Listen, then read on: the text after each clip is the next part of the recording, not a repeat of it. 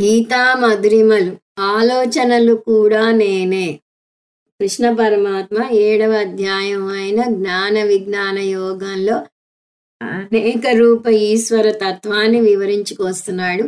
బాహ్య ప్రపంచంలో వేటిల్లో తను ఉన్నాడో కొన్ని ఉదాహరణకి చెప్పాడు. అవి శ్లోకాలు 8 నుంచి 11 వరకు.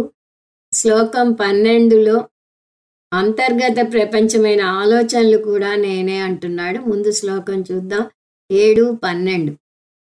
ఏ చైవ సాత్వికా భావాః రాజసా తామసా చ యే మత్త ఏవేతి తాన్ విద్ధి నత్వహం తేషు తే మయి.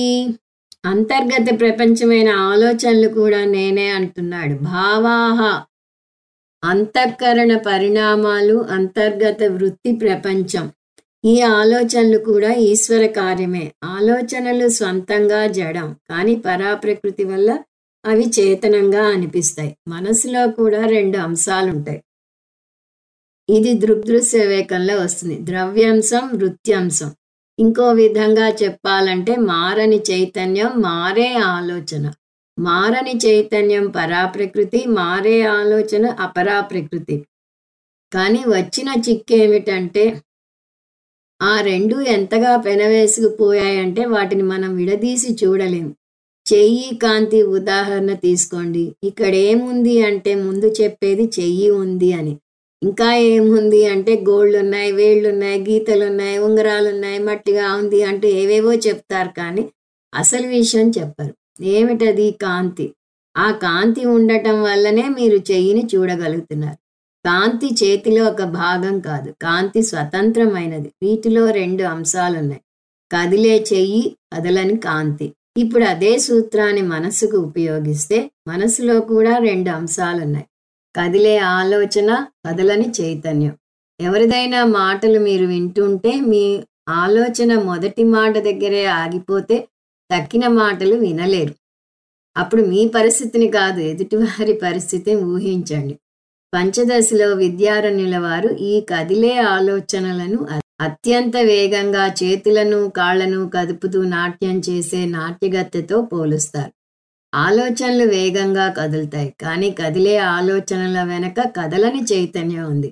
మొదటి ఆలోచన నుంచి వచ్చిన అనేక ఆలోచనలను ఒకటి చూస్తోంది. ఆలోచనలు ఆగిపోతే శూన్యంగా ఉన్న మనసును చూస్తోంది. అదే సాక్షి చైతన్యం. ఆలోచనలు ఉన్నా, ఆలోచనలు లేని మనసును సాక్షిభూతంగా చూసేది సాక్షి చైతన్యం. దీని కృష్ణ పరమాత్మ పరాప్రకృతి అంటున్నాడు. మారేదేదైనా అపరాప్రకృతి, మార్పు లేనిది పరాప్రకృతి. ఈ సూత్రాన్ని ఎన్నడూ మర్చిపోకూడదు. అంతేకాదు, పరాప్రకృతి నిర్గుణం, అపరాప్రకృతి సగుణం. అపరాప్రకృతి సగుణం కాబట్టి దానికి 3 గుణాలున్నాయి. అవి సత్వగుణం, రజోగుణం, తమోగుణం. అంటే ఆలోచనలు కూడా అపరాప్రకృతిలోకి వస్తాయి కాబట్టి ఆలోచనలో 3 గుణాలు ఉంటాయి. కారణం కార్యమంతటా ఉంటుంది అనే సూత్రాన్ని మర్చిపోకూడదు. ఆ విధంగా కారణమైన అపరాప్రకృతికి ఉన్న 3 గుణాలు దాని నుంచి వచ్చిన జగత్తుకు, శరీరానికి, మనసుకి అన్నింటికీ వస్తాయి. ఆ విధంగా మనసుకు 3 భావాలున్నాయి. అవి సాత్విక భావ, రాజస తామసాశ్చ. సాత్విక భావాలు, రాజస భావాలు, తామస భావాలు. సాత్విక భావాలంటే ఉత్తమ భావాలు, రాజస భావాలంటే కర్మను ప్రేరేపించే భావాలు, తామస భావాలంటే మోహంలో పడవేసేవి. శంకరాచార్యుల వారు వీటిని సుఖ దుఃఖ మోహ వృత్తులు అంటారు. టూకీగా చెప్పాలంటే మనసులో అనేక ఆలోచనలు వస్తాయి. అవి ఎక్కడి నుంచి వస్తాయి? మత్త ఏవేతి తాన్ విద్ధి. ఈ ఆలోచనలన్నీ నా నుంచే వస్తున్నాయని తెలుసుకో. ఇక్కడ ఒక చిన్న సమస్య ఉంది. దీన్ని మనుషులు వాళ్ళకు కావాల్సినట్టుగా మలుచుకునే అవకాశం ఉంది. మనం కోపం చూపినప్పుడు, ఎవరికైనా సమస్యను సృష్టించినప్పుడు నాదేం లేదు, అంతా భగవంతుని లీల, ఆయన నా మనసులో ఆలోచనలు తనే అన్నాడు అని భగవంతుని మీద నింద వేసే అవకాశం ఉంది. అలా పొరపాటు పడే అవకాశం ఉన్న చోట దాన్ని సరిగా విశ్లేషిస్తారు శంకర్ల వారు. మనం ఏ ఆలోచన చేసినా దానికి 2 కారణాలుంటాయి. అవి సామాన్య కారణం, విశేష కారణం. భగవంతుడు మనలో ఆలోచనలు ఏర్పడటానికి సామాన్య కారణం. కానీ మన ఫ్రీ విల్‌ని ఉపయోగించి ఆలోచిస్తాం కాబట్టి మన మనసు విశేష కారణం. ఒక ఉదాహరణ చూద్దాం. ఒక ఇల్లు తీసుకోండి. అందులో ఏ గది కట్టాలన్నా దానికి ఇటుకలు, సిమెంటు కావాలి. అది సామాన్య కారణం. కానీ ఇంటిలోని అన్ని గదులు ఒక్కలా ఉండవు. అన్ని ఇళ్ళు కూడా ఒక్కలా ఉండవు. అంటే దానికి మనిషి బుద్ధి అనే విశేష కారణం తోడైంది. అందువల్ల కొన్ని ఇళ్లలో వంటిల్లు పెద్దగా ఉంటే, కొన్ని ఇళ్లలో పడక గది విశాలంగా ఉంది.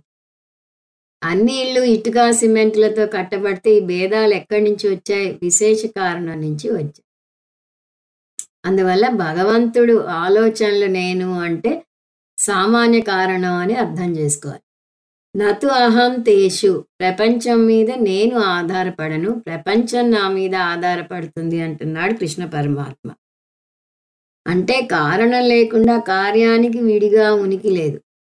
కానీ కార్యం లేకపోయినా కారణం ఉంటుంది. దీన్ని బ్రహ్మకు జగత్తుకు అన్వయిస్తే జగత్తు అనే కార్యానికి బ్రహ్మ అనే కారణం లేకుండా విడిగా ఉనికి లేదు. కానీ బ్రహ్మ అనే కారణం జగత్తు అనే కార్యం లేకపోయినా ఉంటుంది. అంటే కారణం స్వతంత్రం, కార్యం అస్వతంత్రం. అస్వతంత్రమైన దాన్ని మిథ్య అని, స్వతంత్రమైన దాని సత్యం అని అంటారు. దీనివల్ల వేదాంత సారం వస్తుంది. అది బ్రహ్మ సత్యం, జగన్ మిథ్య.